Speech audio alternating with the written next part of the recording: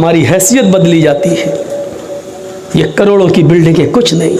यक़ूलुल इंसानु माली माली, आदमी कहता है मेरा माल, ये बिल्डिंग वो बिल्डिंग, ये फ्लैट वो फ्लैट, ये प्लॉट वो प्लॉट, ये खेत वो खेत, ये दौलत वो माल, लो ये मेरा। अरे इंसान तू पागल है, कुछ नहीं है तेरा। ये तेरे जहन की नाकिसी और कमजोरी है जो तू इनको सब समझ रहा है अपना। ये तेरा नहीं है, तेरा वो है जो तूने खा लिया, जो अब तक खा चुका है वो तेरा है, जो अब तक तूने पहनकर पुराना कर दिया है वो तेरा है, और तेरा वो है जो तूने अल्लाह की राह में खर्च करके सदका और खैरात और ज़कात देकर जो तूने खर्च कर दिया है वो तेरा है। ये सब तेरा नहीं है। आज तेरी आंख बंद हुई, तेरी औलाद लड़ेगी, इतना हिस्सा मुझे, आगे का तू ले, पीछे का हम लें, अंदर का तू ले, बाहर का हम लें, रोड के किनारे का फ्लैट हम लेंगे, अंदर गांव के अंदर का तुम लोग लड़ेंगे। लोग हमने अपने बाप की मरते वक्त खिदमत की है, तुमने क्या किया है? तुम कहते हो मेरा मेरा मेरा। अल्लाह के हर काम में मसलहत है। मोमिन अल्लाह के हर काम को अच्छी नजर से देखता है। कुछ मुल्हिद किस्म के लोग थे, एक दरख्त के नीचे लेटे हुए थे, उसमें एक मुल्हिद अल्लाह को न मानने वाला क्या कहता है कि देखिए अल्लाह भी कितना बड़ा बेवकूफ़ है। इन्ना लिल्लाहि व इन्ना इलैहि राजिऊन। उसने क्या कहा, देखिए अल्लाह भी कितना बड़ा पागल है। जो बड़ा फल है उसको ज़मीन के ऊपर लगाता है, और जो छोटा फल है उसको पेड़ के ऊपर लगाता है। वो आम के पेड़ के नीचे लेटा हुआ था, सामने उसको तरबूज दिखाई दे रहा था ज़मीन पर। वो कह रहा देखो अल्लाह कितना पागल है, तरबूज बड़ा है, इसकी हिफाजत करना चाहिए ताकि कोई लेके ना भागे, इसको ऊपर लगाना चाहिए था, इसको तो उसने ज़मीन पे लगा दिया। और आम उसको ज़मीन पे लगाना चाहिए था, उसको ऊपर लगा दिया। अभी लेटा था, इतना सोच ही रहा था कि अचानक हवा चली और एक आम टूट कर उसकी नाक पे गिरा। उसकी अकल ठिकाने आ गई, कहने लगा नहीं नहीं अल्लाह ने जो किया वो अच्छा किया। आम गिरा, नाक बच गई। अगर ये तरबूज लगा होता तो मेरी नाक ही टूट जाती, मेरा चेहरा बिगड़ जाता। फौरन उसकी अकल ठिकाने आ गई और उसने कहा नहीं अल्लाह जो करता है वो अच्छा ही करता। ने ठीक किया।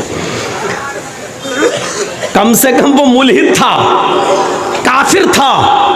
एक आम के टूटकर गिरने से उसकी अकल तो ठिकाने आ गई, लेकिन हम मुसलमान होकर हमारी अकलें ठिकाने नहीं आ रही हैं। सुना होगा आपने वो किस्सा कि एक बादशाह एप्पल काट रहा था, सेब काट रहा था, और छुरी चला रहा था जल्दी जल्दी सेब को काट के खाने में। अचानक उसकी छुरी उसकी उंगली पर चल गई और कहता उफ, ब्लड आ गया, खून। उसके वजीर ने कहा उफ, ये क्या हुआ? जल्दी से उसको पोंछा, और पोंछने के बाद, साफ करने के बाद कहा कोई बात नहीं बादशाह साहब, कोई बात नहीं, अल्लाह जो करता है अच्छा करता है, हो सकता है इसमें भी कोई भलाई रही हो। बादशाह को गुस्सा आया, कमीने मेरी तो उंगली कटी है और ये कह रहा अल्लाह जो करता है वो अच्छा करता है, नहीं इसको खुशी हो रही है।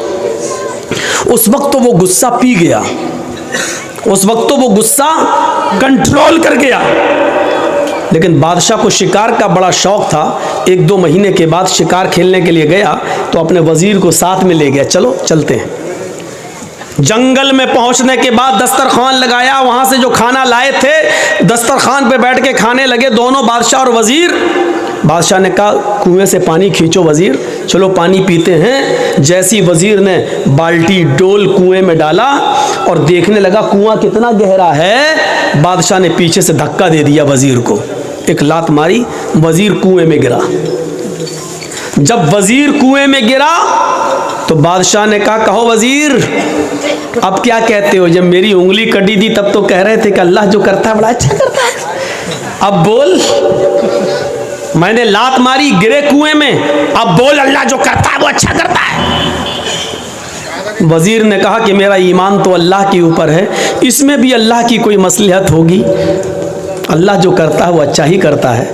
अच्छा हुआ कि कुएं में ज़्यादा पानी नहीं है। बादशाह को गुस्सा आया, कमीना मैं तो सोच रहा था कहेगा बचा लो भाई, निकाल लो, लेकिन ये कह रहा इसमें भी कोई अल्लाह की खूबी होगी, भलाई होगी। बादशाह को गुस्सा आया, भग तब मर इसी में, अल्लाह जो करता अच्छा करता है, तब मर इसी में, भग। उसको छोड़ के भाग गया। घोड़ा दौड़ाया और शिकार के लिए निकल गया, लेकिन बादशाह को रास्ता नहीं मालूम था, वो वजीर ही बताता था, और बादशाह रास्ता भटक कर दूसरे शहर में घुस गया। वहां कुछ लोग किसी ऐसे आदमी को तलाश कर रहे थे कि जिसको पकड़कर किसी मंदिर पर देवी या देवता के नाम पर उसकी बलि दे दी जाए, कुर्बान कर दिया जाए, क्योंकि उनका अकीदा था कि हमारे शहर में, हमारे गांव में उस वक्त तक बारिश नहीं होगी जब तक कि हम किसी की बलि नहीं देंगे। तो उन लोगों ने इसको पकड़ लिया है। यही था, अनजाना है, ये कौन आ रहा, पकड़ो, घोड़े पे दौड़ा, उसी को पकड़ लिया। अब वो कह रहा है अरे कहाँ ले जा रहे हो? कहा बलि देने के लिए। अरे तुम्हें मालूम नहीं मैं कौन हूँ? कहा कौन है? कहा फला फला शहर का मैं बादशाह हूँ। इन लोगों ने कहा जिन्होंने पकड़ा था, तब तो हमारे भगवान और ज्यादा खुश हो जाएंगे कि बादशाह की बलि दी। चलो, देवी और देवता के मंदिर पर ले गए। वहाँ एक पंडित बैठा हुआ था। कहा देखो इसकी बलि, पंडित को चेक कराना पड़ता था कि देखो इसकी बलि सही है कि नहीं। बादशाह, ये बादशाह है फला का। पंडित कहता बहुत अच्छा आदमी लेके आए हो। ऊपर से नीचे तक देखा बहुत अच्छा, लेकिन चेक करने लगा, पैर सही है, घुटना सही है, पैर, चेहरा सही, हाथ सही है, हाथ दिखाऊं, अरे तेरी तो उंगली कटी हुई है, ये क्या है? कहा उंगली कटी थी। ये तो ऐबदार आदमी है भाई, हमारी देवी को, हमारे देवता को किसी ऐबदार आदमी की बलि मंजूर नहीं है, फ्रेश माल चाहिए, जिसका बिल्कुल सब कुछ ठीक हो, इसकी बलि नहीं लेंगे, स्वीकार नहीं होगी।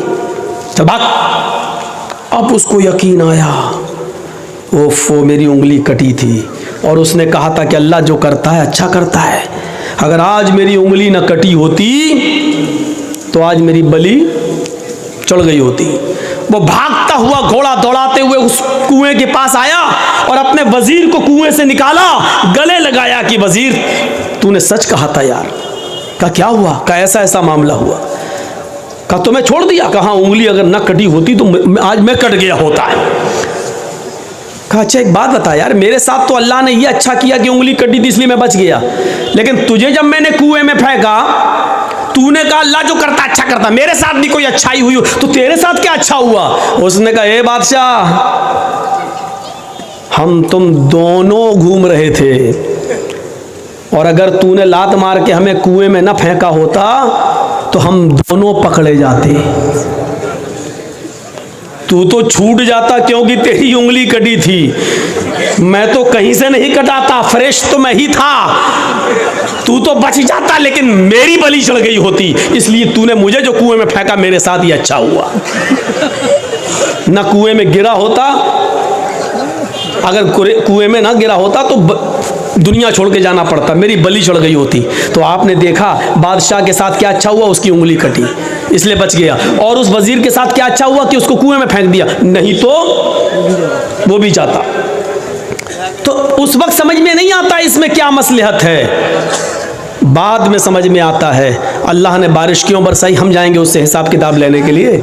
दुनिया में कोई ताकत है जो अल्लाह से हिसाब किताब ले सके? दुनिया में कोई पावर है जो अल्लाह रब्बुल आलमीन से हिसाब किताब? अल्लाह तूने बारिश क्यों बरसाई? अल्लाह मेरा बेटा बेटा बेटा, बेटी मांग रहा हूं फिर भी बेटा।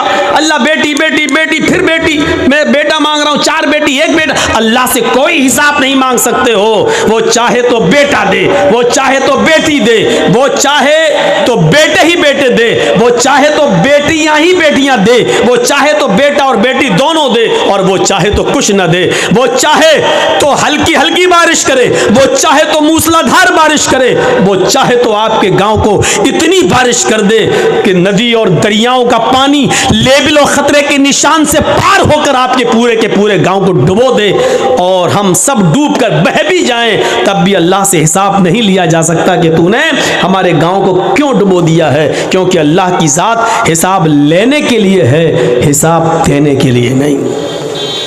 बारिश क्यों हुई हमें क्या मालूम, लेकिन हमारा ईमान ये होना चाहिए कि अल्लाह जो करता है वो अच्छा करता है। हो सकता है कि वो हमारे ईमान का जायजा ले रहा हो, देखें इस बारिश के अंदर कितने लोग जलसे में आते हैं और कितने नहीं आते हैं। हो सकता है कि वो ये देखना चाहता हो कि सहाबा किराम ने तो अपनी कुर्बानियां मैदान जंग में दे दी। देखें ये लोग बारिश के चंद कतरे इनके जिस्मों पर पड़ते हैं, कहीं ऐसा तो नहीं कि ये भाग जाएं और कुरान और हदीस की बातें भी ना सुने। हो सकता है कि वो कुछ भी इम्तिहान और आजमाइश भी तो ले सकता है वो, और ये भी हो सकता है कि इसी में हमारी भलाई हो, इसी में हमारी खैर हो, इसी में हमारी भलाई हो। हमारे और आपके इख्तियार में कुछ नहीं है। ना हम किसी को मार सकते हैं, ना हम किसी को जिला सकते हैं। कैसे कह रहे हो मौलाना साहब, मौजमपुर वालों का हाल नहीं मालूम है, रोजाना मारते हैं। नहीं, ये तुम्हारी गलत फहमी है। मारने वाला अल्लाह और जलाने वाला भी अल्लाह। उसकी मौत का वक्त आ गया है, बहाना है कि फलाने मार दिया। वो एक अलग मसला है कि मारना चाहिए कि नहीं मारना चाहिए, वो पुरानी तकरीरें उठाकर देख लो और सुन लो, लेकिन मौत का वक्त उसका आ चुका था। सन 1951 का एक वाकया सुनाता हूं आपको। गोरखपुर में एक रेलवे स्टेशन है और छोटी लाइन गोंडा तक जाती है। गोरखपुर से गोंडा, गोंडा से गोरखपुर, छोटी लाइन। गोरखपुर से एक ट्रेन चल रही है और उसको बढ़नी क्रॉस करके, तुलसीपुर क्रॉस करके बलरामपुर स्टेशन पर रुकना है। राप्ती नदी को क्रॉस कर चुकी है। ट्रेन का ड्राइवर मुसलमान है, गालिबन उसका नाम मुश्ताक है। सन 1951 1951 की बात कर रहा हूं। उसने देखा कि राप्ती नदी को क्रॉस करने के बाद कोयले वाला इंजन होता था उस जमाने में।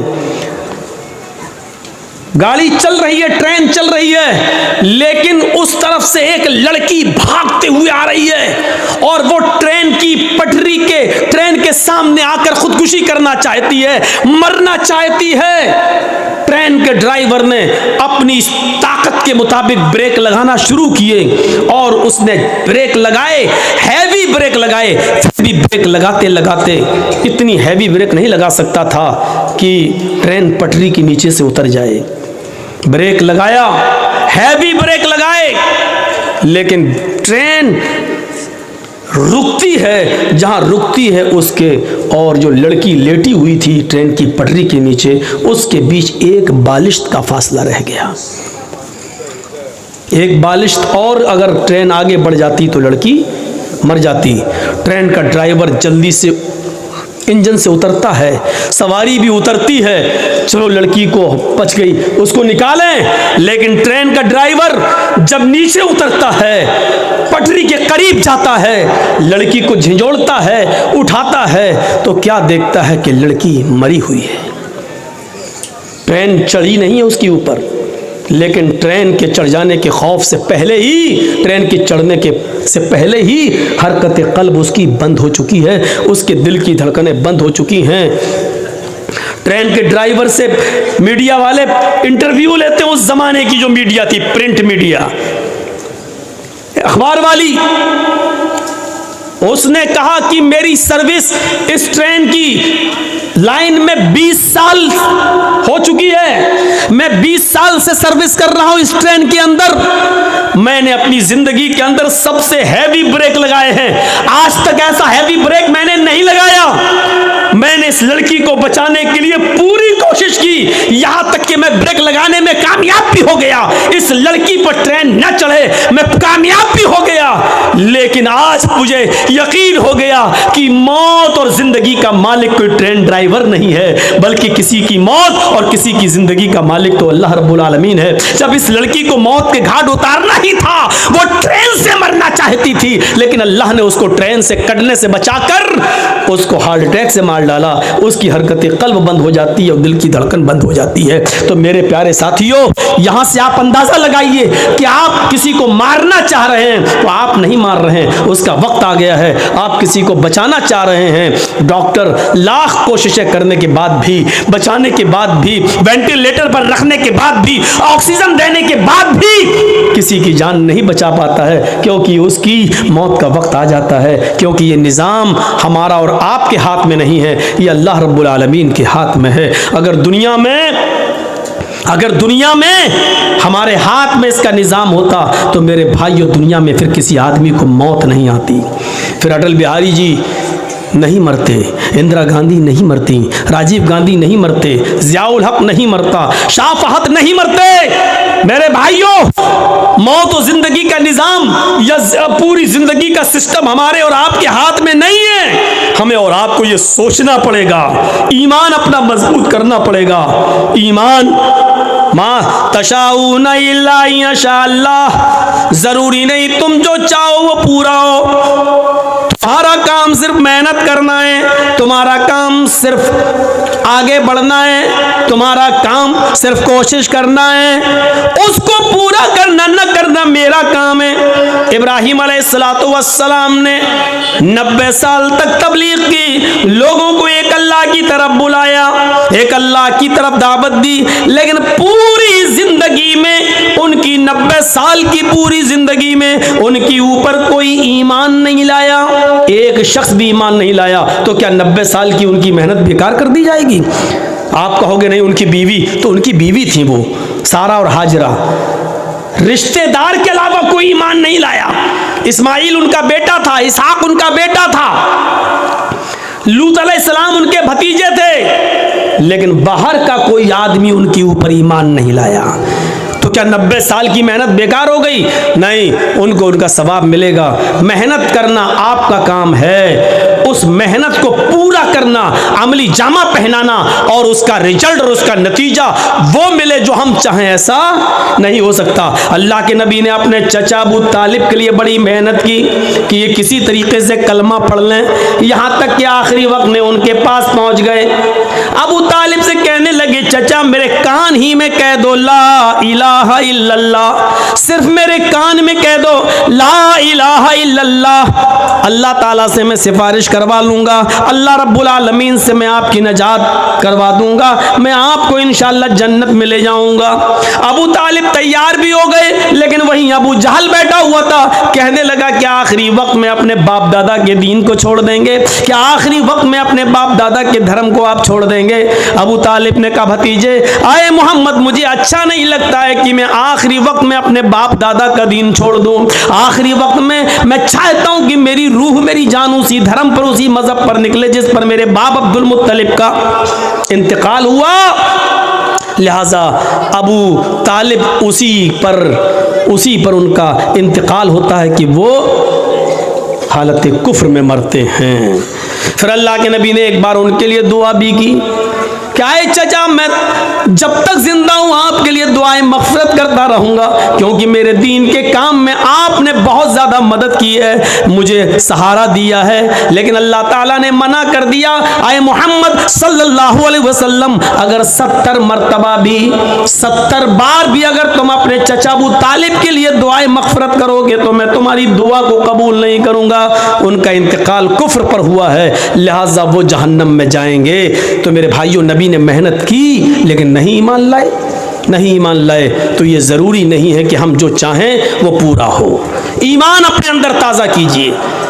अल्लाह ताला इम्तहान भी लेता है, अल्लाह ताला आजमाइश भी लेता है। कोशिश करिए कि हम अल्लाह की हर आजमाइश में पूरा उतरें।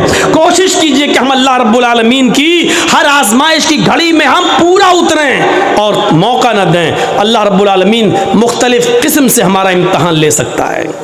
ईमान ताज़ा करिए। ईमान क्या है?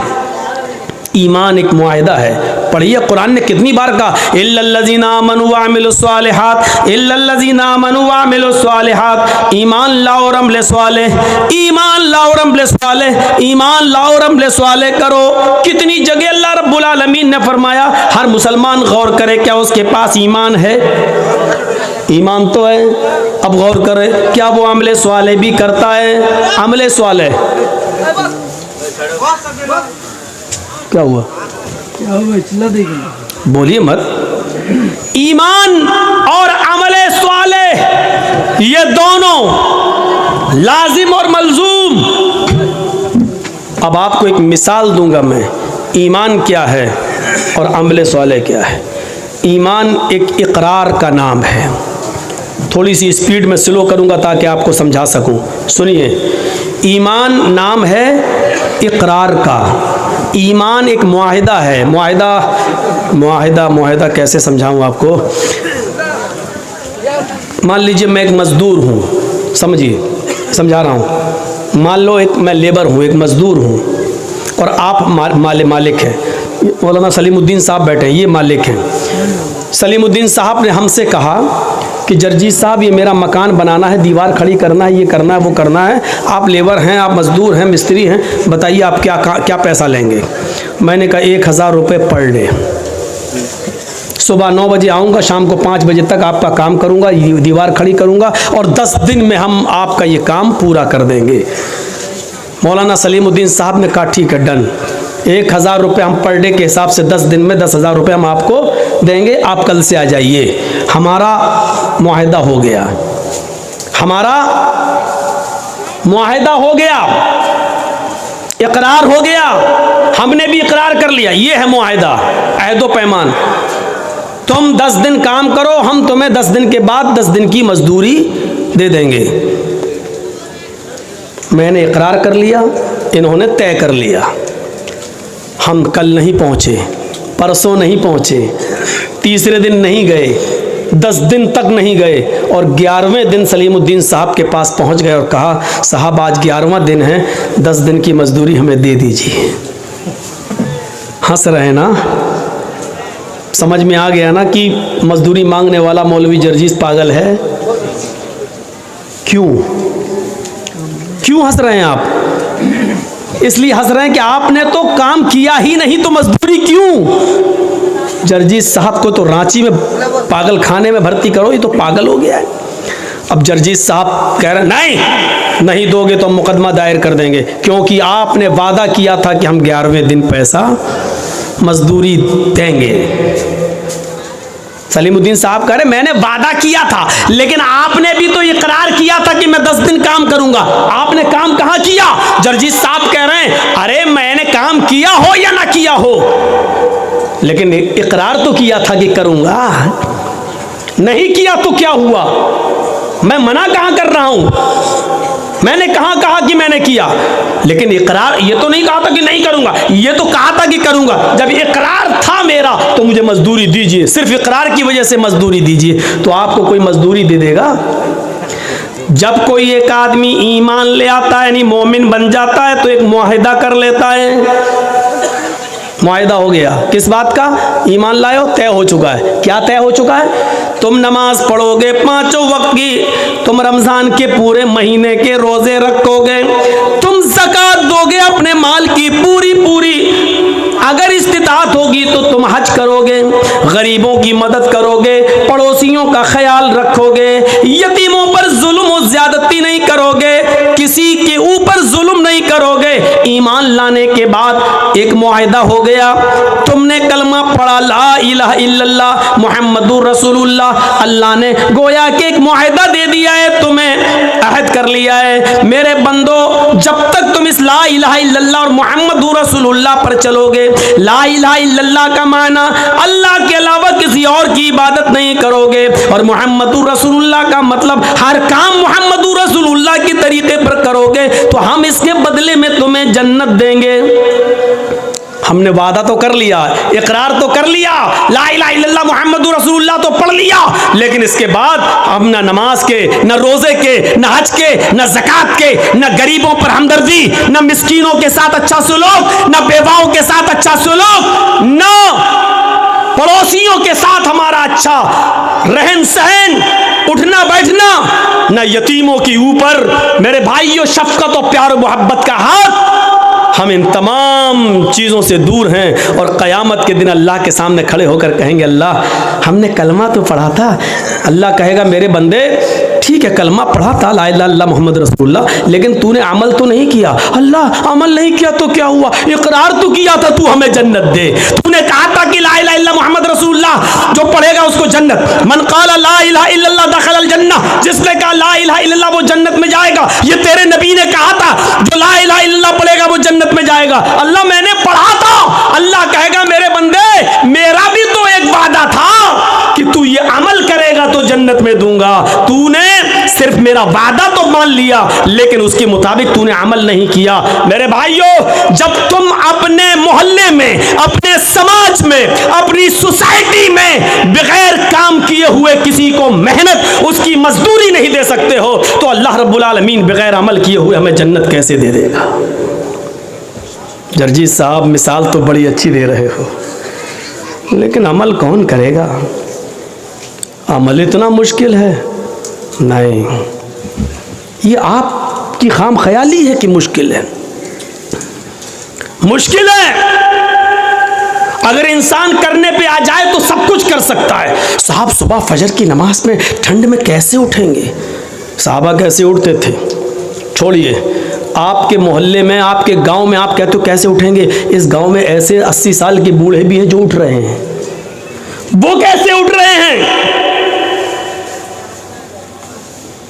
एक बादशाह बड़ा नमाजी था, बड़ा रोजदार था, बाअमल था, तहज्जुद गुजार था, लेकिन बादशाही भी बड़ी अच्छी चलाता था, हुकूमत भी बड़ी अच्छी करता था, किसी पर जुल्म नहीं होने देता था। तो एक मर्तबा एक फ़कीर उसके पास से गुजरा और कहने लगा कि आपके दरबार में शेर और बकरी एक जगह कैसे जमा हो जाती है, मेरी समझ में नहीं आ जाता। बादशाह ने कहा मैं तुम्हारी बात को समझा नहीं। उस फ़कीर ने कहा बादशाह होकर तुम अल्लाह की इबादत भी कर लेते हो, तुम नमाज भी पढ़ लेते हो, रोज़ा भी रख लेते हो, हज भी कर लेते हो, ज़कात भी दे लेते हो, गरीबों की फरियाद भी सुन लेते हो, मजलूमों पर जुल्म भी नहीं होने देते हो और दुनिया भी चला लेते हो, ये दोनों चीज़ें तुम एक साथ कैसे कर लेते हो।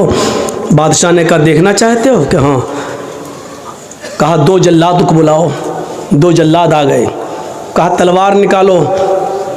जल्लादों ने तलवार निकाली। बादशाह ने अपने एक नौकर से कहा 1 प्याला पानी ले आओ। पानी ले आए। उस फ़कीर से कहा पानी पकड़।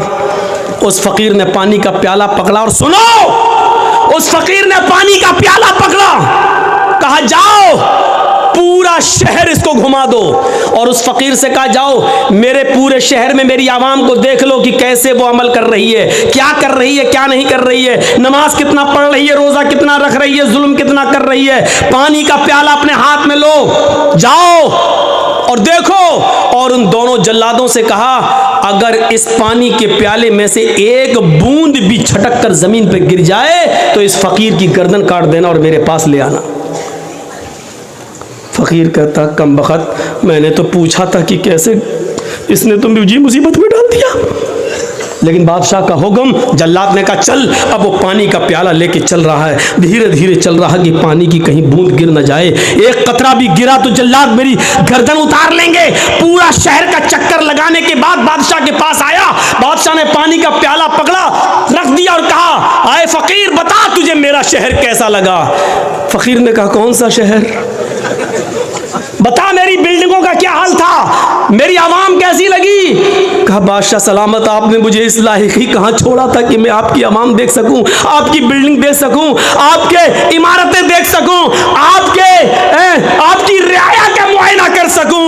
आपने कह दिया था कि अगर एक बूंद भी गिरी तो तेरी गर्दन काट देंगे। मेरी नजर तो प्याले पर थी, शहर में क्या हो रहा है मुझे कुछ भी नहीं मालूम। बादशाह ने कहा यही जहन्नम का डर, यही अल्लाह के अज़ाब का डर मुझे हर वक्त लगा रहता है, इसलिए मैं बंदों के हुकूक भी पूरा करता रहता हूँ और अल्लाह रब्बुल आलमीन की इबादत भी पूरी करता रहता हूँ। अल्लाह की इबादत में भी कमी नहीं होने देता हूँ और मैं अपनी रियाया के साथ भी कभी जुल्म नहीं होने देता हूँ, क्योंकि मुझे जहन्नम का नक्शा, जहन्नम का खौफ, अज़ाब कब्र का डर मुझे मुझे हर वक्त लगा रहता है। मेरे प्यारे साथियों, एक नौजवान जब ये तसव्वुर कर ले कि हम शराब की बोतल पी रहे हैं, इसका अजाब कितना है, हम जो जुआ खेल रहे हैं इसका अजाब कितना है, कलिया चक्की सड़कों पर बिकने वाली लॉटरी उसकी पर्चियां हम खरीद रहे हैं, इसका अजाब कितना है, अगर ये तसव्वुर वो अपने दिमाग में कर ले कि इसका हिसाब हमें अल्लाह के यहां देना होगा, तो मेरे भाइयों फिर उसका दिमाग कभी इन चीजों के अंदर नहीं लगेगा। आज हम इसलिए दूर हैं इन तमाम चीजों से क्योंकि जहन्नम का खौफ और अजाब कब्र का डर नहीं है हमें और हमारे और आपके अंदर। इसलिए तसव्वुर कीजिए कि बादशाह ने क्या कहा था, पानी देख रहा गिर न जाए। अब वो कह रहा बताओ कैसा लगा शहर, का तेरा बुरा हो, तूने शहर देखने के लायक ही कहाँ छोड़ा हमको। जो आदमी जहन्नम के अजाब से डर जाए और अल्लाह के अजाब के बारे में तसव्वुर कर ले, फिर वो आदमी दुनिया में क्या रह जाता है, उसको अच्छी लगेगी। ये दुनिया बहुत बूढ़ी हो चुकी है मेरे भाइयों, सुन लो, ये बहुत दिनों से, अल्लाह के रसूल को तो गए हुए 1400 साल हुआ है, नबी से पहले ईसा और नबी के दरमियान 500 साल का फासला, फिर ईसा से पहले कोई नबी, फिर उनके दरमियान फासला, और ऐसे लेते हुए चले जाओ हजरत आदम अलैहिस्सलाम तक। वहां के बाद से इस दुनिया को सोचो और सोचकर गौर करो कि ये दुनिया कितनी उम्र रसीदा हो चुकी है। लेकिन जब एक औरत बूढ़ी हो जाए तो रिश्ता नहीं आता है उसके पास। एक औरत बूढ़ी हो जाए तो उसको कोई देखने के लिए तैयार नहीं होता है मेरे भाइयों, क्योंकि वो बूढ़ी हो चुकी है। अब वो ना बच्चे पैदा करने के लायक रह गई है, ना शादी के लायक रह गई है। ये दुनिया जो इतनी बूढ़ी हो चुकी है, आए नौजवानों, ये दुनिया फिर हमें अच्छी कैसे लगती है, ये दुनिया फिर हमें गवारा कैसे हो जाती है। इस दुनिया को बूढ़ा समझकर हम इसको रिजेक्ट क्यों नहीं कर रहे हैं। ये दुनिया पुरानी हो चुकी है, फिर हम इस दुनिया के पीछे क्यों पड़े हुए हैं। अल्लाह के नबी ने फरमाया, इरतहलत दुनिया मुदबिरतन वरतहलतिल आखिरतु मुकबिलतन। लोगों, ये दुनिया पीठ दिखाती जा रही है, ये तुमसे मुंह फेरती जा रही है। वल आखिरतु मुकबिलतन, और आखिरत तुम्हारे पास आती जा रही है। आखिरत तुम्हारे पास आती जा रही है। यानी आप 40 साल के थे, आज 45 साल के हो गए, दुनिया ने तुम्हें उतनी साल के लिए पीठ दिखा दी है, यानी दुनिया ने तुम्हें छोड़ दिया है। 45 साल तुम दुनिया से दूर हो गए हो। वल आखिरतु मुकबिलतन, और आखिरत करीब आ रही है, यानी तुम आखिरत के इतने करीब हो गए हो। 5 साल के बाद तुम 50 साल के हो जाओगे, दुनिया 50 साल तुमसे दूर हो जाएगी और आखिरत तुमसे और करीब हो जाएगी 5 साल। तो क्या कहा, इरतहलत दुनिया मुदबिरतन, दुनिया पीठ दिखा रही है, दुनिया तुम्हें पीठ दिखाकर पीछे की तरफ भाग रही है, तुम्हें अकेला छोड़ती हुई जा रही है। वल आखिरतु मुकबिलतन, और आखिरत तुम्हारे करीब आती जा रही है। और इन दोनों में से हर एक की औलाद है, और इन दोनों में से हर एक की औलाद है, यानी दुनिया के भी बेटे हैं और आखिरत के भी बेटे हैं। दुनिया के भी बेटे हैं और आखिरत के भी बेटे हैं। कूनू अबना अल आखिरा वला तकूनू अपना दुनिया। वो लोगों, आखिरत की औलाद बनो, दुनिया की औलाद नहीं। लोगों, आखिरत के बेटे बनो, दुनिया के बेटे नहीं। लोगों, आखिरत की औलाद बनो, दुनिया की नहीं। ये वो दुनिया है, वो दुनिया जिसका तुम बेटा बनना चाहे तो ये बाप तुम्हें छोड़ देगा, लेकिन आखिरत ऐसा बाप है तुम्हारा जो तुम्हें हर हाल में लेकर रहेगा। लेकिन वहां आमाल चलेंगे, वहां ये नहीं देखा जाएगा कि तुम ओरिजिनल में किसके बेटे थे। यही बात तो अल्लाह के नबी जनाब मोहम्मद रसूलुल्लाह सल्लल्लाहु अलैहि वसल्लम ने कही थी, आए मेरी बेटी फातिमा दुनिया में जो चाहे मुझसे मांग ले, दुनिया में जो चाहे मुझसे ले ले। या फातिमता बिन्त मोहम्मद सलीनी मिन माली मा शिती इन्नी ला उगनी अन्की मिनल्लाहि शैया। आए मेरी बेटी दुनिया में जो चाहे मुझसे ले ले, दुनिया में जो फरमाइश करना चाहे मैं पूरी कर दूंगा, लेकिन आखिरत में मैं तेरे कोई काम नहीं आऊंगा। वला उगनी अन्की मिनल्लाहि शैया, कयामत के दिन में तेरे कोई काम नहीं आऊंगा।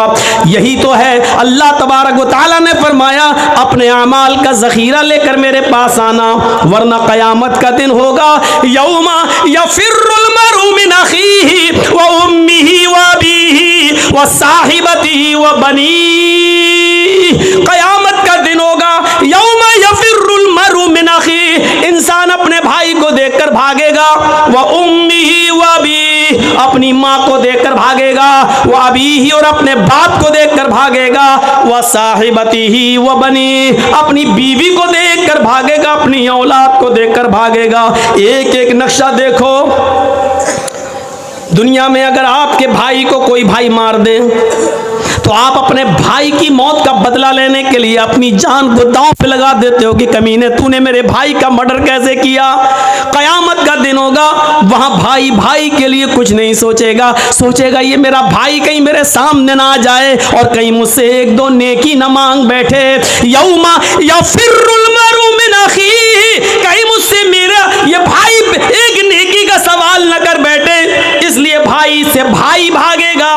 यौमा यफिर्रुल मरउ मिन अखीही व उम्मिही, वो माँ जिसकी तकलीफ आप बर्दाश्त नहीं करते हो, थोड़ी सी खांसती है तो आपको नींद नहीं आती है और आप सरकारी हॉस्पिटल में या प्राइवेट हॉस्पिटल में अपनी माँ का इलाज कराने के लिए फौरन दौड़ पड़ते हो। मेरे भाइयों, कयामत के दिन आप अपनी माँ को देख कर भागेंगे कि मुझसे मेरी माँ एक नेकी न मांग बैठे। वो अभी, और अपने बाप को देखकर भागोगे कि मुझसे ये मेरा बाप कहीं एक नेकी न मांग बैठे, एक नेकी कहीं मुझसे न मांग बैठे। वह साहिबती वो बनी, और आपकी वो बीवी कि एक रात भी जिसको आप अपने से जुदा करना गवारा नहीं समझते, और वो बीवी जिसकी तरफ आप इतना इन्हिमाक और इतने मशगूल रहते हैं कि आपकी बीवी को कोई दूसरा दे के तो आप बर्दाश्त नहीं करते हैं। मेरे भाइयों, तसव्वुर करो कि ये बीवी हमारे सामने होगी कयामत के दिन, लेकिन देखने की जुर्रत ना होगी, बल्कि आदमी अपनी बीवी को देखकर भागेगा कहीं मुझसे मेरी बीवी एक नेकी न मांग बैठे। वह बनी, वो औलाद की रात में हल्का सा बुखार आ जाए, आपकी नींद उड़ जाती है, रात में डॉक्टरों के घरों के दरवाजों को नॉक करते हो, दस्तक देते हो। मेरे भाइयों, आप बच्चे की हल्का सा फीवर, उसका हल्का सा बुखार, हल्का सा टेम्परेचर आपकी रातों की नींद उड़ा देता है। कयामत के दिन अपनी औलाद को देखकर भागोगे। ये मंजर को आप अपने सामने रखिए। उस बादशाह ने फकीर से यही तो कहा था कि जब तुम हमारे दो जल्लादों की तलवार की वजह से जब तुम हमारे शहर का मुआयना नहीं कर सके कि क्या है, इसी तरह मुझे मालूम ही नहीं कि दुनिया में क्या है। अल्लाह के अज़ाब का तसव्वुर हमारे दिमाग में हर वक्त रहता है। अल्लाह के दिमाग अज़ाब का तसव्वुर रहना चाहिए हर वक्त। आज मौलवी जर्जीस को भीगी हुई कुर्सी पर बैठना गवारा नहीं रहा, अपने हाथ से आज कुर्सी साफ करना पड़ रही है। ये चीज हमें क्या बता रही है कि इंसान को हर चीज के साथ समझौता करना चाहिए, हर चीज को अपने अंदर एडजस्ट करना चाहिए। मैंने अपने सभापति साहब जो है मौलाना मज़ाहिर साहब, उनके कान में ही कह दिया था कि आज मैं खड़े ही होकर बोलूंगा। मेरे भाइयों, हमें और आपको तसव्वुर करना चाहिए कि एक छोटी सी थोड़ी सी कुर्सी का भीगा पंजर जीत साहब को गवारा नहीं है। अंदाजा लगाइए कि फिर जहन्नम की जांसोस तपिश कैसी होगी, अल्लाह का अज़ाब कैसा होगा। ये कौन सोचेगा। युहशरुन्नासु यौमल क़यामति हुफ़ातन उरातन गुरला। हज़रत आयशा फरमाती हैं क़यामत का दिन होगा कि लोग हुफ़ातन नंगे पैर होंगे, उरातन बिल्कुल नंगे जिस्म होंगे, उनके जिस्म पर कोई कपड़ा नहीं होगा। गुरला, जैसे माँ के पेट से बच्चा पैदा होता है उसका खतना नहीं होता है, सब की सब कब्र से जब उठेंगे तो बगैर खतने के उठेंगे। मैदाने मैशर में जब सब जमा होंगे तो किसी का खतना नहीं हुआ होगा, सब गैर मख्तून होंगे, बगैर खतने के होंगे और सबको अपने अपने किए करे का हिसाब किताब देना होगा। हजरत आयशा कहती हैं अर्रिजालु वन्निसाउ जमीआ, आय अल्लाह के नबी क्या मर्द भी होंगे और औरतें भी होंगी। हाँ, यहाँ तो जलसे में भी लड़के निकल जाते हैं देखने के लिए। देखें कौन कितनी लिपस्टिक लगाए हैं, कौन कितनी क्रीम और पाउडर लगाए हैं। बहुत से जलसों में जाता हूँ, मेला लगता है, और जब तक जर्जीत साहब का नंबर नहीं आ रहा बाहर घूमते रहते लोग, बिहार और हर जगह। आपके इलाके में भी यही हाल है। और उन लड़कियों के पीछे लड़के, अरे जिस जगह चूड़ी की और उसकी दुकान है वहां तुम क्या कर रहे हो भाई? जो खालिस लेडीज सामान बिक रहा है, जेवर बिक रहे हैं, चूड़ी बिक रही है, जहां जेंट्स का एक सामान नहीं वहां तुम क्या कर रहे हो भाई? अल्फाज कड़वे जरूर हैं लेकिन सच हैं। अल्लाह की कसम ऐसा लगता है जैसे एक कुतिया के पीछे 10-10 कुत्ते भाग रहे हों। ये हाल हो जाता है। मैंने पहले ही कह दिया, अल्फाज सख्त जरूर हैं, कड़वे जरूर हैं लेकिन सच है। हजरत आयशा कहती हैं, रिजालु वन निसाउ जमीअन, अय अल्लाह के नबी क्या उस मैदान महशर में मर्द भी होंगे औरतें भी होंगी?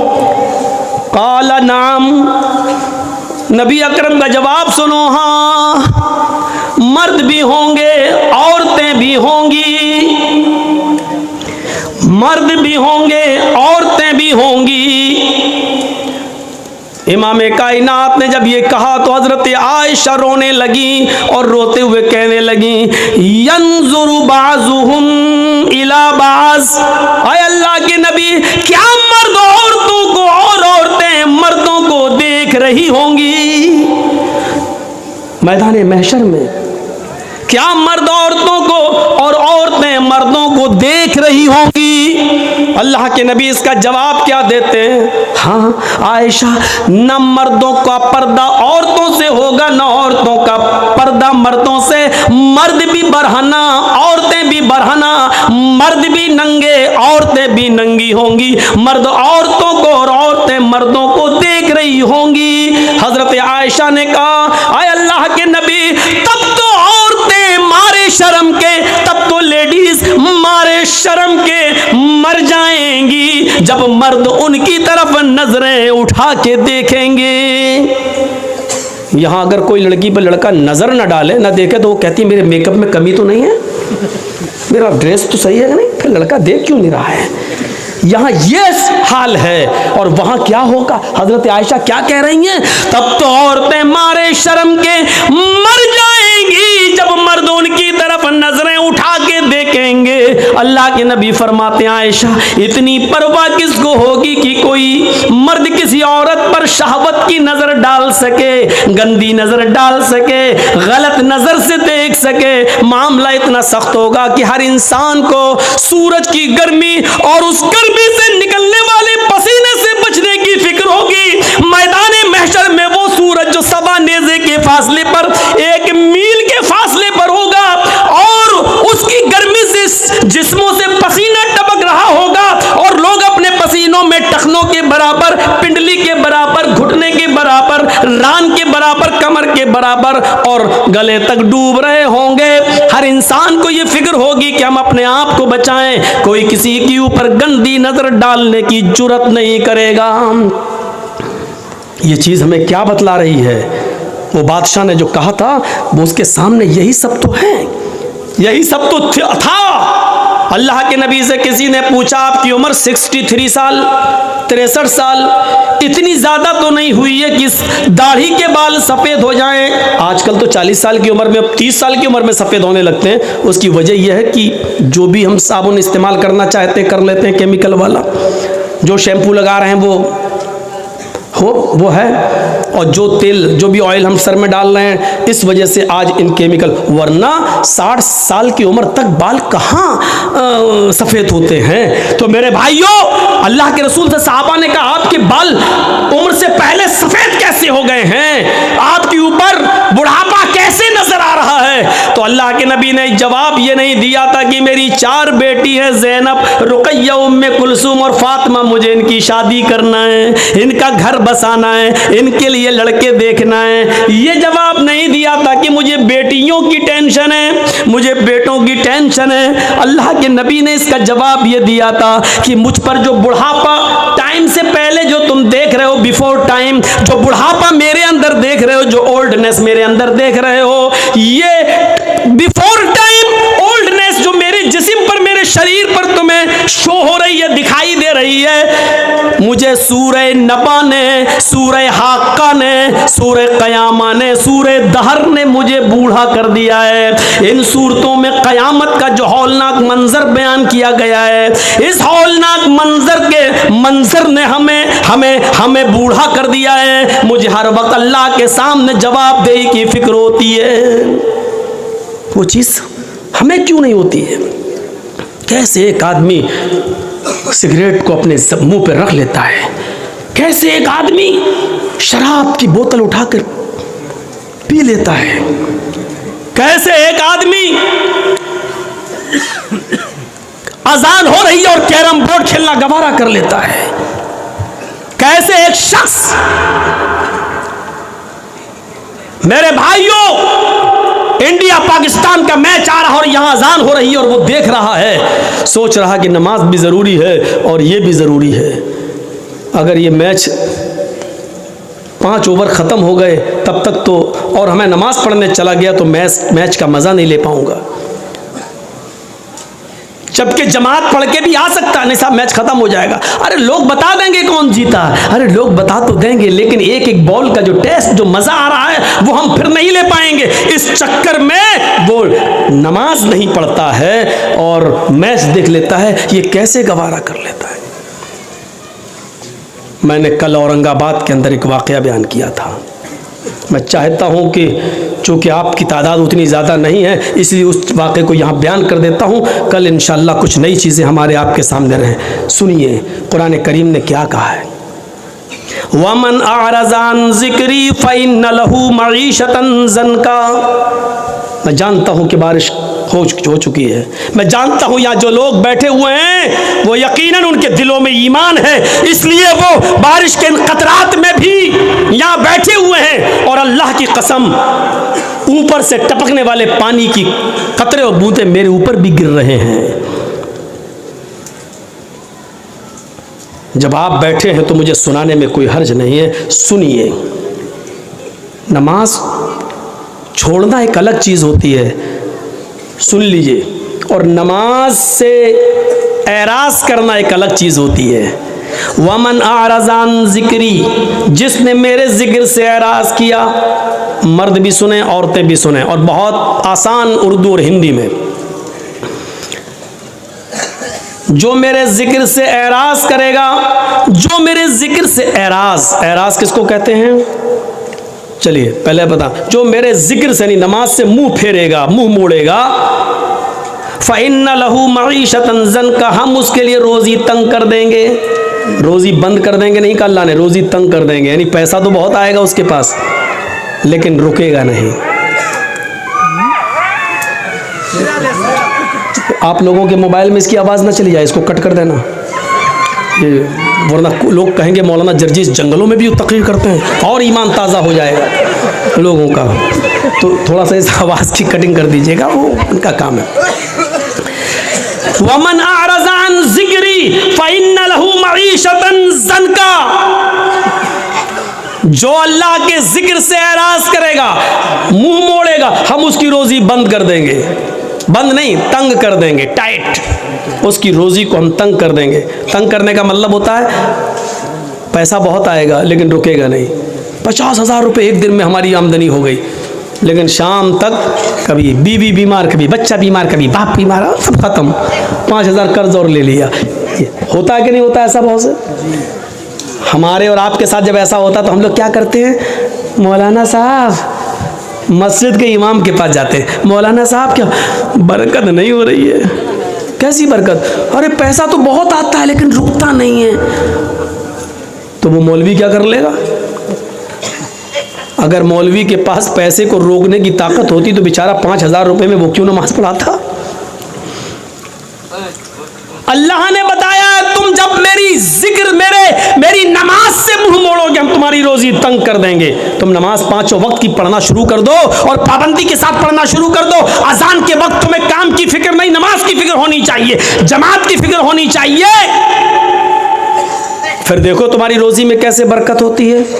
50,000 नहीं आएगा, 2,000 आएगा लेकिन रुकेगा। आप 1800 खर्च कर पाएंगे लेकिन 200 बचेगा।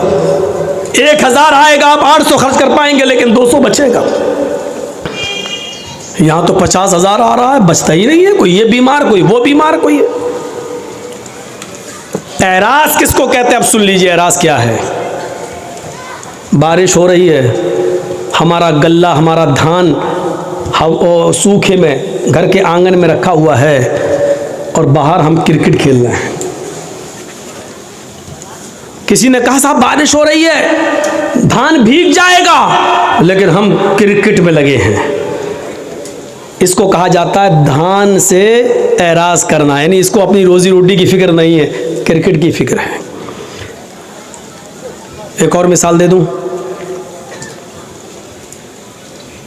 एक और मिसाल दे दूं। बच्चा रो रहा है और अपने रोने से इशारा कर रहा है कि मां मैं भूखा हूं, मुझे अपनी पिस्तान से लगा और दूध पिला।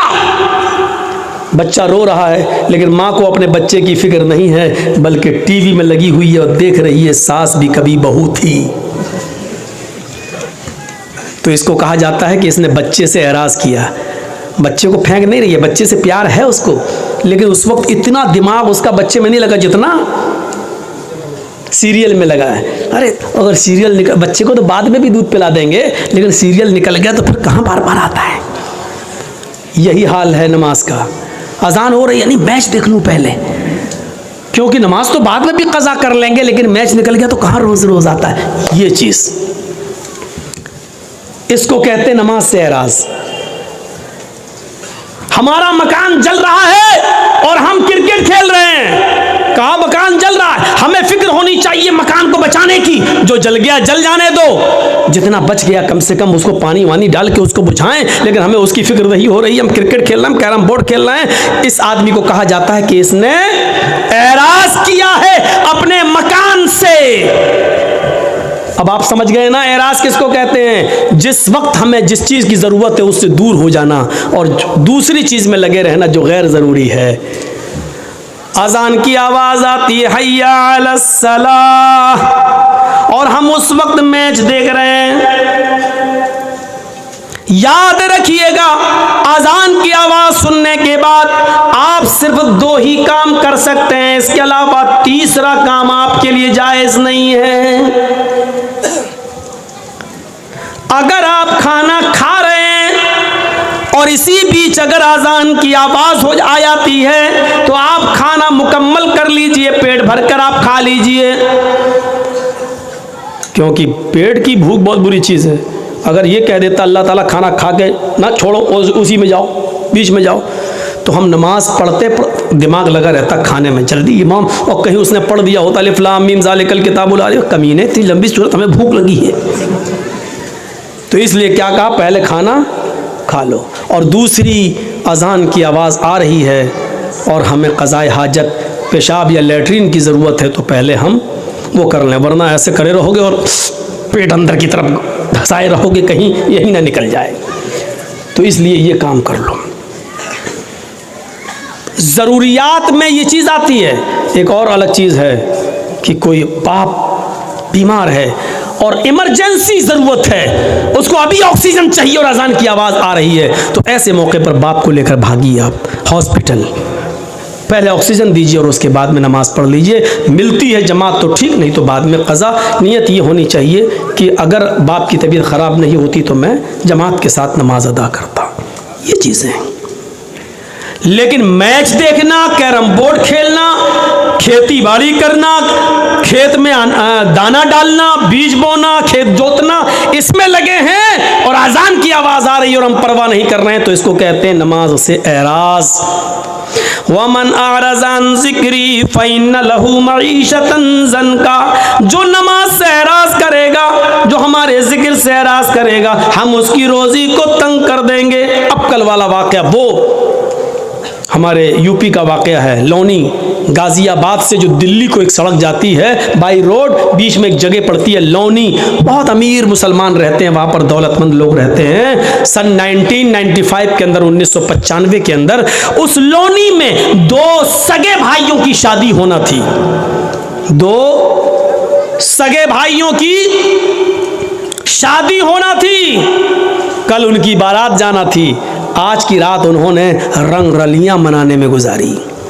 ये दोनों सगे भाई दिल्ली जाते हैं, है ही कितना दूर, गाज़ियाबाद से दिल्ली 50 किलोमीटर और बीच में लोन, यानी तकरीबन 25 किलोमीटर वहाँ से दिल्ली। अपनी गाड़ी ली और तवाइफ़ों को इकट्ठा किया और 10-12 तवाइफ़ें इन्होंने सौदा किया और उन तवाइफ़ों को लेकर आ गए।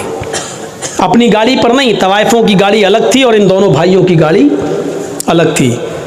जब दिल्ली से ये तवाइफ़ों को लेकर आ रहे थे तो दोनों भाइयों की गाड़ी आगे आगे चल रही थी और तवाइफ़ों की गाड़ी पीछे पीछे। मगरिब के बाद इन तवाइफ़ों को उसने खाना खिलाया और इशा की नमाज के बाद शुरू हो गया नाच गाना। मोहल्ले के अपने दोस्तों को इसने बुला लिया। इसका घर खचाखच भरा हुआ था, म्यूजिक बज रही थी, ढोल ताशे बज रहे थे और तवाइफ़ें भी अपने चड़क भड़क लिबास के अंदर, नी मुड़ियाँ आधी नंगी, वो तवाइफ़ें अपने पैरों में घुंघरू पहने हुए, पायलें पहने हुए और उनकी छनकारें ज़मीन की ऊपर चलने लगी और उन तवाइफ़ों के ठुमके मटकने लगे, उनकी कमर और उनके जिस्म अंगड़ाइयाँ लेने लगे और पूरी की पूरी रात नाच और गाने में गुजरती है। तवाइफ़ें नाच रही हैं, गा रही हैं, नीमबर और अखलाक से गिरे हुए गाने भी वहाँ आ रहे हैं और ये अपने जिस्म की नुमाइश हो रही है, अपने अपने फन का इजहार किया जा रहा है और ये शराब का दौर चल रहा है। नौजवान शराब पी रहे हैं, ये दोनों भाई भी शराब के नशे में चूर हैं और नाच गाने में मसरूफ हैं। देखिए अल्लाह के जिक्र से एराज करने का अंजाम क्या होता है। कैरम बोर्ड खेलने वालों सुनो, क्रिकेट मैच अजान की आवाज आने के बाद भी बंद न हो, सुनो। अपने काम और धंधों में मसरूफ रहने वालों और नमाज का जनाजा निकालने वालों सुनो। पूरी रात नाचो गाना चलता है, सुबह फजर की आजान की आवाज आने लगती है जो इन दोनों भाइयों के घर से सिर्फ 200 कदम या 300 कदम की दूरी पर है। मुअज्जिन अजान दे रहा है, अल्लाहु अकबर अल्लाहु अकबर अल्लाहु अकबर अल्लाहु अकबर। मुअज्जिन अजान दे रहा है।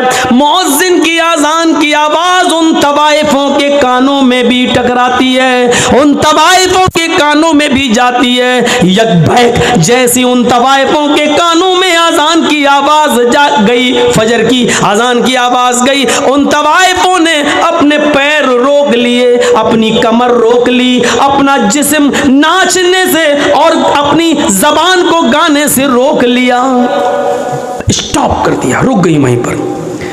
इन दोनों भाइयों ने देखा कि पायलों की छनकार और घुंघरुओं की आवाज बंद और ये भी जो मटक रही थी और नाच रही थी, क्या हुआ? उन्होंने देखा, कहा क्या बात, क्यों स्टॉप क्यों हो गई हो, रुक क्यों गई हो? उन तवाइफों ने कहा अजान की आवाज आ रही है, मुअज्जिन अजान दे रहा है, इसलिए अजान के एहतराम में, अजान की इज्जत में हम रुक गए हैं।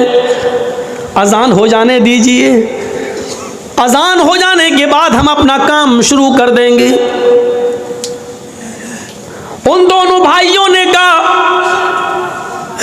ये अजान तो दिन भर में 5 बार होती है, तुम तो रोज रोज नहीं आती हो, तुम तो बार बार नहीं आती हो। मुअज्जिन अपना काम कर रहा है, तुम अपना काम करो, चलो डांस करो, नाचो। इन दोनों तवाइफों ने कहा देखो हम भी मुसलमान, इन तवाइफों ने कहा हम भी मुसलमान हैं, माना कि हम बहुत गलत काम कर रहे हैं लेकिन अजान की इज्जत हम करते हैं। अजान जब होती है तो हम कोई धंधा नहीं करते हैं, हम गलत काम रोक देते हैं, कम से कम थोड़ी देर की तो बात है। इन दोनों भाइयों ने कहा मजदूरी लेना या नहीं लेना है, पैसा लेना या नहीं लेना है। उन तवाइफों ने सोचा कि पूरी रात की मेहनत मजदूरी कहीं ये मार न ले, थोड़ा सा बहाना इसको मिल जाए तो कहीं ये गसब न कर ले, इसलिए कहने लगी। उन्होंने नाचना शुरू कर दिया। ये नाच और ये गाना अजान के वक्त भी होने लगा, उधर अजान हो रही है और इनके गाने चल रहे हैं। ये अजान भी गुजर गई, नाच गाना थोड़ी देर के लिए बंद हुआ लेकिन इन दोनों भाइयों के इसरार पर फिर शुरू हो गया और सुबह के 7 बजे तक ये डांस, ये नाच, ये गाना चालू रहता है। इसके बाद खत्म, तवाइफों को पैसे दिए। उन तवाइफों ने कहा देखो तुम मुझे लेके आए हो, तुम मुझे छोड़ने भी जाओगे, रास्ते में लोग हमें लूट लेते हैं, हमारे गलत होने का गलत फायदा उठाते हैं, हमें खींच कर खेतों की तरफ ले जाते हैं, हमारी इज्जत की छलनी छलनी कर देते हैं, तुम लेकर आए हो, मुझे छोड़ने भी जाओ। इन दोनों भाइयों ने कहा चलो, दिन में 2 बजे बारात जानी है, 4 बजे बारात जानी है, मगरिब के बाद निकाह होना है, इशा के बाद रुखसती होना है, हम तुम्हें छोड़ आते हैं, 25 किलोमीटर ही तो है यहाँ से दिल्ली। उन दोनों भाई अपनी गाड़ी में बैठते हैं, ड्राइवर को अपने आगे की सीट पर बिठाते हैं, दोनों भाई पीछे बैठते हैं। तवाइफों की गाड़ी अब आगे आगे चल रही है और इन दोनों भाइयों की गाड़ी पीछे पीछे चल रही है। सर्दियों की रात है, दिन के 7 और 8 बजे के बीच की बात है, अभी कोहरा पूरी तरीके से छटा न था, आसमान से गिरने वाली शबनम, जिसको आपकी जबान में कोयसा कहा जाता है, अभी पूरी तरीके से छटा न था। किसी तरीके से तवाइफों के ड्राइवर ने गाड़ी सामने से आने वाले ट्रक से बचाते हुए गाड़ी को क्रॉस कर दिया है, लेकिन चूंकि इन दोनों भाइयों का ड्राइवर भी शराब के नशे में धुत था, उसने भी नाच देखा था, उसने भी गाना देखा था, वो सही से वो बैलेंस नहीं बना पाया और सामने से आने वाले ट्रक से इन दोनों भाइयों की गाड़ी टकरा जाती है। टक्कर इतनी तेज थी कि इन दोनों भाइयों की गाड़ी 25-30 फीट दूर एक खाई में गिरती है और चारों तरफ से पिचक जाती है। फौरन लोग जमा हो जाते हैं, किसी तरीके से उस गाड़ी की खिड़की तोड़ी गई और इन दोनों भाइयों की और ड्राइवर की लाश निकाली गई। अल्लाह गवाह है, अल्लाह की कसम, जब इन दोनों भाइयों की लाश निकाली जा रही थी तो पहचान में नहीं आ रहा था कि बड़े भाई की लाश कौन सी है और छोटे भाई की लाश कौन सी है। सन 1995 के अंदर बहुत ज़्यादा लोगों की तादाद इतनी न थी, आनन फानन पोस्टमार्टम होता है और 2 या 3-4 बजे तक इनकी लाशें इनके माँ बाप के हवाले कर दी जाती हैं, नहला दिया जाता है, धुला दिया जाता है, ऐलान होता है मगरिब की नमाज के बाद इनको दफन कर दिया जाएगा। इन दोनों भाइयों के बाप के ऊपर कितना बड़ा पहाड़ टूटा है, जिसके 2 जवान बेटे एक ही दिन में खत्म हो जाएं। उस बाप से पूछिए कि उसके ऊपर क्या गुजर रही थी। आपने देखा आई कैरम बोर्ड खेलने वालों, नमाज के मौके पर, अजान के मौके पर कैरम बोर्ड में मस्त रहने वालों, अजान हो रही और मैच देखने वालों, अजान हो रही है और लहू लाइब में मुब्तला रहने वालों, देखा आपने थोड़ी देर में इनकी हैसियत बदल गई। हैसियत क्या बदली? अभी मगरिब की नमाज पढ़ने के बाद, अभी मगरिब की नमाज पढ़ने के बाद ससुराल से मिलने वाले कपड़े इनको पहनना थे और बारात में जाना था, बारात लेकर जाना था। लेकिन अब मगरिब की नमाज के बाद ससुराल से मिले हुए कपड़े नहीं बल्कि बाप की तरफ से दिया हुआ कफन पहना जा रहा है। थोड़ी देर में हैसियत बदल जाती है इंसान की। ये इंसान इतना कमजोर है, इतना कमजोर है, इतना कमजोर है मेरे भाइयों कि अभी थोड़ी देर के बाद इनको नए कपड़े पहनना थे और नए कपड़े पहनकर ससुराल की तरफ जाना था, उस गांव की तरफ जाना था जहां दोनों लड़कियां रहती हैं, उनके यहाँ बारात लेके जाना था। मेरे भाइयों, ससुराल की तरफ से मिले हुए कपड़े नहीं पहनाए जा रहे हैं। अब थोड़ी देर के बाद इनको सफेद रंग का कफन पहनाया जाएगा। हैसियत देख लीजिए आप। अभी थोड़ी देर के बाद इन दोनों के साथ 300-400 आदमियों की बारात लड़कियों के गांव में जाना थी, लेकिन अब लड़कियों के गांव में नहीं, अब इनको लेकर कब्रिस्तान की तरफ जाया जाएगा। थोड़ी देर के अंदर इंसान की हैसियत देखो कितनी बदल गई। अभी थोड़ी देर के बाद इनको बारात लेके जाना था उस लड़कियों के गांव में, लेकिन अब कब्रिस्तान की तरफ जाना पड़ रहा है। अभी 300 और 400 आदमियों को गांव में जाना था, लेकिन अब इन 300-400 आदमियों को कब्रिस्तान में जाना पड़ रहा है। अभी इन दोनों लड़कों को लड़कियों के शहर गांव में जाना था, अब इनको कब्र के अंदर जाना पड़ रहा है। अभी थोड़ी देर के बाद लड़कियों के घर दूल्हा बनकर जाना था। अब ये मेरे भाइयों कब्र के अंदर जाने वाले हैं। हैसियत देखो कितनी बदल जाती है। अभी इनको इस दुनिया का सफर करना था, लेकिन ये आखिरत के सफर के ऊपर रवाना हो गए। अभी उस गांव में बैठने हुए मौलवी को थोड़ी देर के बाद इनका निकाह पढ़ाना था। अल्हम्दुलिल्लाह नहमदुहु व नस्तईनुहु या अय्युहल्लज़ीना आमनू तक़ुल्लाह हक़्क़ तुक़ाती। अभी आयतें पढ़ना थी, लेकिन अब उसी मौलवी को अल्लाहुम्मा ग़फ़िर लिहय्यिना व मय्यतिना व शाहिदिना व गायबिना व सगीरिना व कबीरिना पढ़ना पड़ रहा है। थोड़ी देर में इंसान की हैसियत क्या बदल जाती है। मेरे भाइयों, ये है अल्लाह के जिक्र से एराज। नमाज अजान की आवाज आ रही है और इन दोनों भाइयों ने कहा तुम गाना गाओ, तुम मत रुको। अजान तो दिन भर में 5 बार होती है, तुम थोड़ी रोज रोज आती हो, लिहाजा तुम अपना काम करो, मुअज्जिन अपना काम कर रहा है। इसको कहते हैं अल्लाह के जिक्र से एराज। जबकि होना ये चाहिए था कि सब कुछ छोड़ के हमें मस्जिद की तरफ जाना था, लेकिन हमने नमाज से एराज किया है, हमारा ये अंजाम हुआ है। मेरे प्यारे साथियों, इस अंजाम से हमें और आपको सबको सबक हासिल करना चाहिए। इस अंजाम से हमें और आपको सबको होश लेना चाहिए। इस अंजाम से हमें और आपको सबको सबक सीखना चाहिए। ये उसके साथ हुआ है, हमारे साथ भी हो सकता है, क्योंकि इंसान अपने इरादों में मजबूत हो, लेकिन बहैसियत इंसान के बहुत कमजोर है, उसकी हैसियत कुछ नहीं है, कुछ नहीं है। APJ अब्दुल कलाम अपने आप को नहीं बचा सके, अटल बिहारी अपने आप को नहीं बचा सके, इंदिरा गांधी को उसके बॉडीगार्ड ने गोली की घाट उतार दिया। इंसान कितनी फिक्रें करता है, ये करेंगे, वो करेंगे, वो करेंगे, ये करेंगे, लेकिन पता चलता है कि सुबह उठा है, कल तो सही था, अरे मेरे साथ होटल में चाय पिया था। सबसे पहले हमारा लोग आज अपने नाम के लिए मरते हैं। मुझे जर्जीस कहते हैं, मालूम है ये क्या है? मैं अगर किसी से कहूँ मेरा नाम जानते हो क्या है मेरा नाम, मुझे जर्जीस कहते हैं, मरने के बाद सबसे पहले ये नाम ही बदल जाता है। अब कोई ये नहीं कहता है कि जर्जीस मर गया, कहते हैं जनाजा रखा हुआ है, मैयत रखी हुई। जिस नाम को कमाने के लिए तुम गलत और सही कुछ नहीं देखते हो, सबसे पहले वो नाम हमसे छीना जाता है।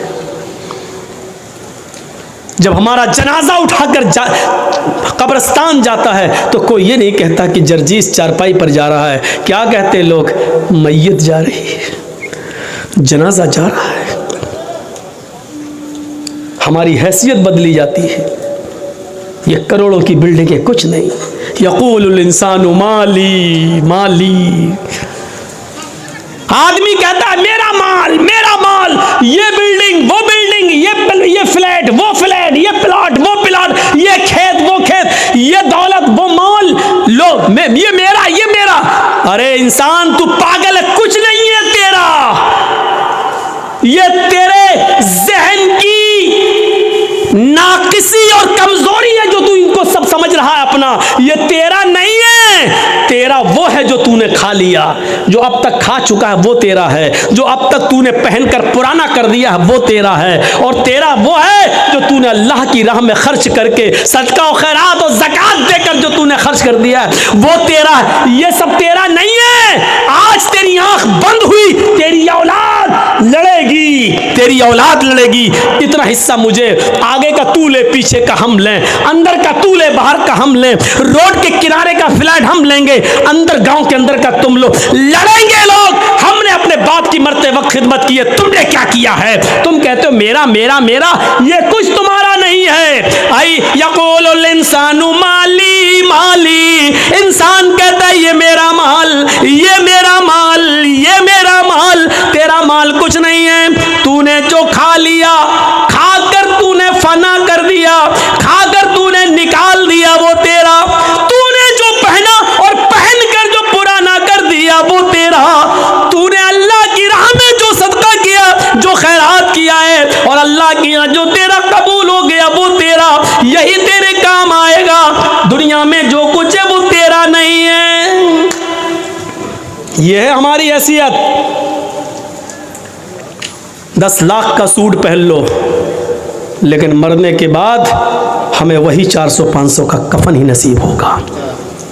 और याद रखो, हम सिर्फ 2 गज जमीन के मालिक हैं बस। और मैं आपको पक्का यकीन दिलाता हूं, उस 2 गज जमीन के मालिक आप ऐसे हैं कि आपके मरने के बाद भी वो 2 गज जमीन आपसे कोई नहीं छीन सकता है। बस जो मरने के बाद 2 गज जमीन जो आपकी है, जिसमें आपको जाना वही आपकी है और कुछ नहीं है। उस कब्र के अंधेरे को याद करो, उस कब्र के कीड़े और मकोड़ों को याद करो।